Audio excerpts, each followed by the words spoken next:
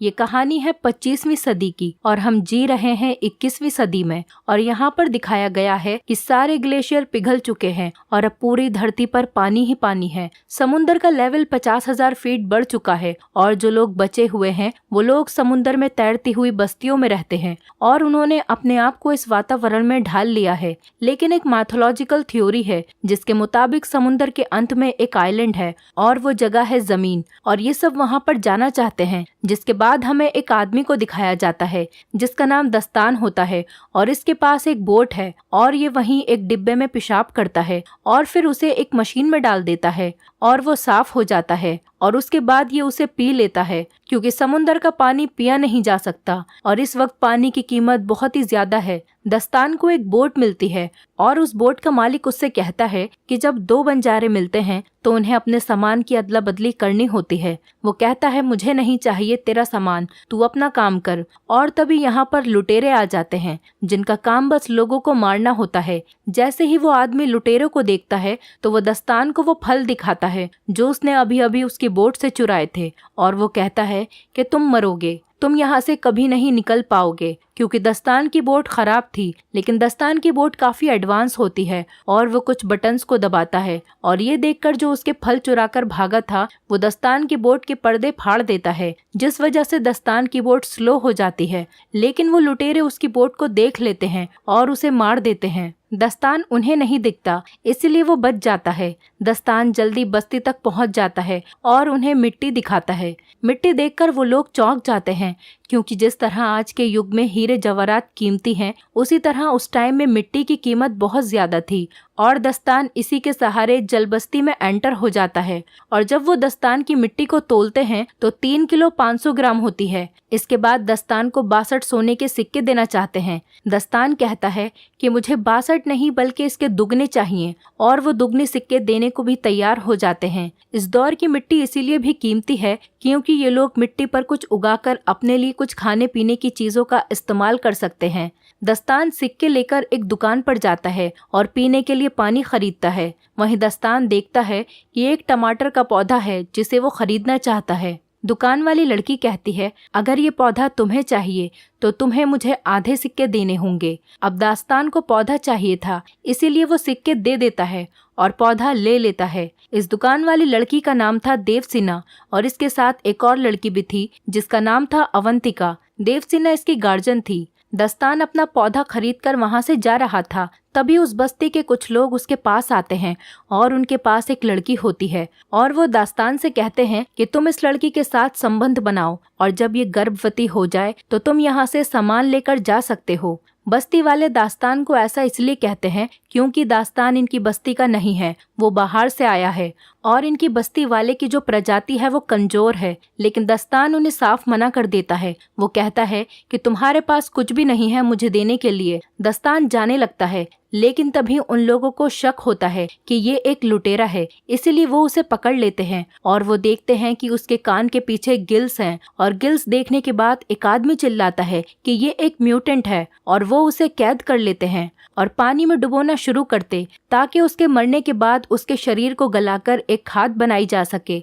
लेकिन उससे पहले कि दास्तान पानी में डूबे, लुटेरे उस बस्ती में हमला कर देते हैं। दास्तान डूबने लगता है, तभी उसकी मदद के लिए वहां देवसेना आती है। वो कहती है कि मैं तुम्हें बचा सकती हूँ, लेकिन बदले में तुम्हें हमें अपने साथ ले जाना होगा। दास्तान मान जाता है और ये तीनों यहाँ से फरार हो जाते हैं और लुटेरे बस्ती को तबाह करके उस पर कब्जा कर लेते हैं। लुटेरों का सरदार कहता है कि मुझे टैटू वाली लड़की चाहिए। दरअसल ये अवंतिका के बारे में बात कर रहे होते हैं। अवंतिका के पीठ पर एक टैटू होता है जो कि इनका मानना है कि वो ड्राई लैंड तक पहुंचने का रास्ता है। यहाँ पर 3 तरह के समुदाय रहते हैं। एक लुटेरे जिनका काम बस मरना और मारना है, दूसरे आम इंसान जो बस्ती में रहकर गुजारा करते हैं और तीसरे म्यूटेंट जिनके कान के पीछे गिल्स होते हैं।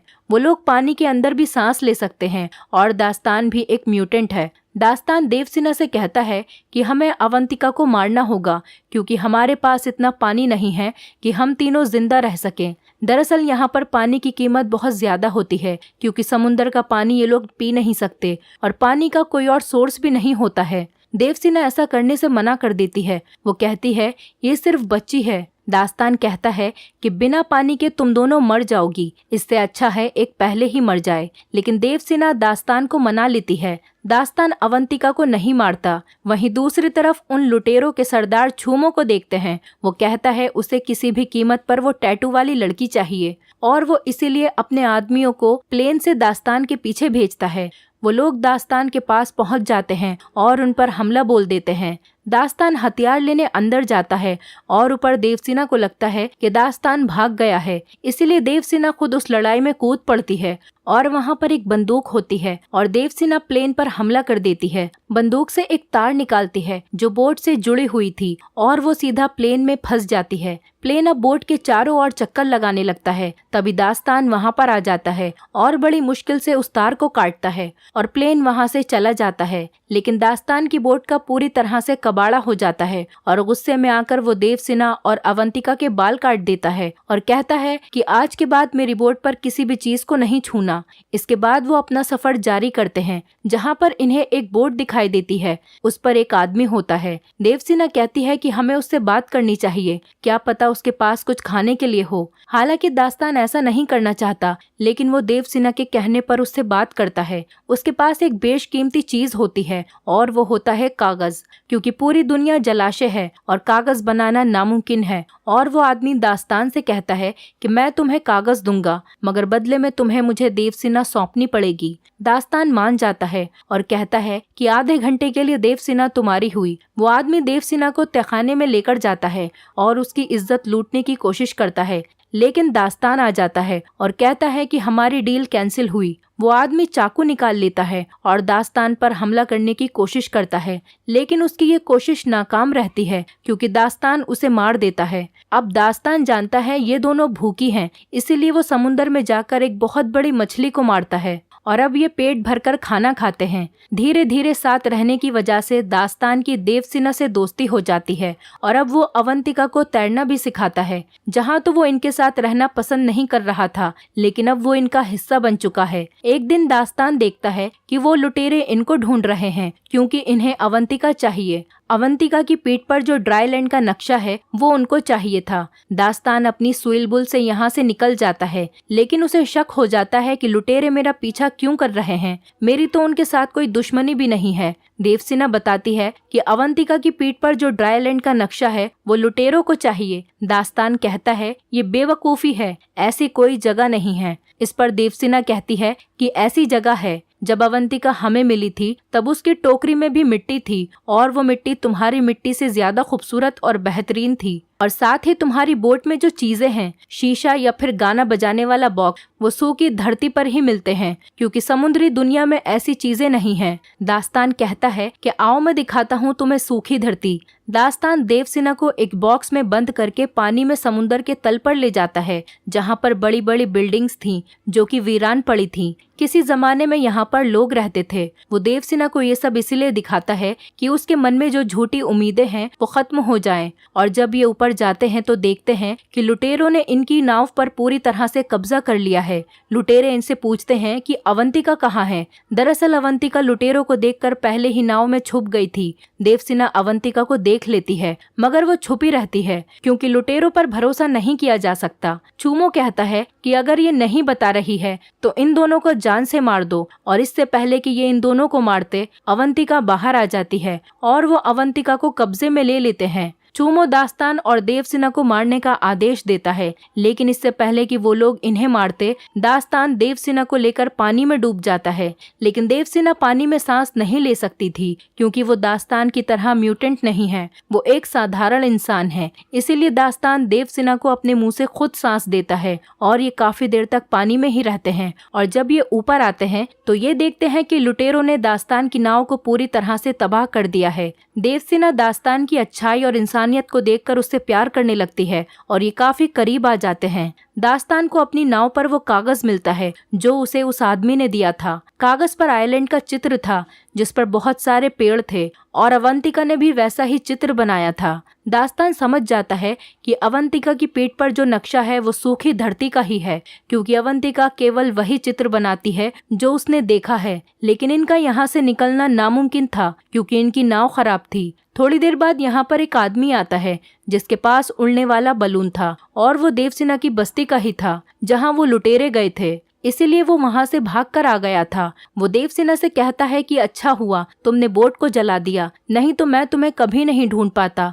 क्योंकि धुएं की वजह से ही मैं यहाँ तक पहुँचा हूँ। और वो इन दोनों को बलून पर ले आता है। लेकिन यहाँ से दास्तान डिसाइड करता है कि वो अवंतिका को ढूंढ कर लाएगा। वो उस बड़े जहाज पर पहुँच जाता है जहाँ पर वो लुटेरे थे। दास्तान चूमो के सामने खड़े होकर कहता है कि मुझे वो बच्ची चाहिए। चूमो कहता है कि बेटा अब तुम जिंदा वापस नहीं लौटोगे। दास्तान एक मशाल निकालता है और पास ही में एक टैंक में डाल देता है जिससे एक बहुत बड़ा ब्लास्ट होता है और उसके बाद सारे आदमी मारे जाते हैं। दास्तान अवंतिका को ढूंढने लगता है लेकिन वो देखता है कि चूमो अवंतिका को प्लेन में उड़ाकर ले जाता है। दास्तान प्लेन को रस्सी से अटकाकर क्रैश करवा देता है। अब ये विशाल जहाज डूब रहा था, लेकिन इससे पहले जहाज डूब पाता वहाँ पर देवसेना उड़ने वाला बलून लेकर आ जाती है और उनको बचा लेती है। और तभी जहाज पर एक बहुत बड़ा ब्लास्ट होता है जिससे लगभग सारे लुटेरे मारे जाते हैं। लेकिन चूमो अभी भी जिंदा बचा हुआ था और वो एक गन से अवंतिका पर गोली चलाता है।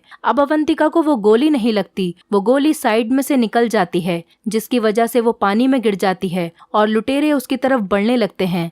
दास्तान ऊपर से जंप करता है और अवंतिका को पकड़कर ऊपर ले जाता है और ये तीनों लुटेरे जो अवंतिका को पकड़ने के लिए आ रहे थे ये आपस में टकरा जाते हैं और एक बहुत बड़ा ब्लास्ट होता है और इस ब्लास्ट में चूमो समेत सारे लुटेरे मारे जाते हैं और इस तरह से दास्तान अवंतिका की जान बचा लेता है। इनके साथ जो आदमी होता है उसे नक्शा पढ़ना आता है और वो ड्राईलैंड का पता लगा लेता है और फाइनली ये पहुंच जाते हैं सूखी धरती पर जहाँ पर एक झोपड़ी होती है जिसके अंदर दो कंकाल पड़े थे जो कि अवंतिका के माँ बाप के थे और उनके पास टैटू बनाने वाला सामान भी मौजूद था, क्योंकि उनको पता था कि वो मर रहे हैं। इसीलिए उन्होंने अवंतिका की पीठ पर टैटू बनाकर टोकरी में डाल दिया था और उस टोकरी में यहाँ की सूखी मिट्टी भी डाल दी थी ताकि जब अवंतिका किसी को मिले तो उन्हें ये भी पता चल जाए कि कहाँ पर है ड्राईलैंड। और ऐसा उन्होंने इसीलिए किया क्योंकि अवंतिका उस समय काफी छोटी थी, अगर वो वहाँ पर रहती तो बच नहीं पाती। और अवंतिका के माँ बाप ने जैसा सोचा था